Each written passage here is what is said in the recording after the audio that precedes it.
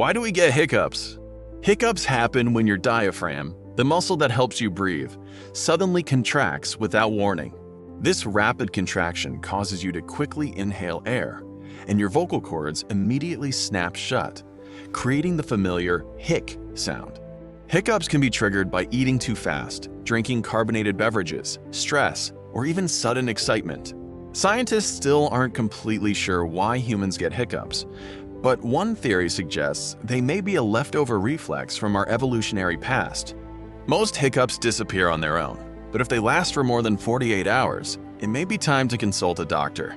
So the next time you hiccup, remember, your body is performing one of its strangest reflexes.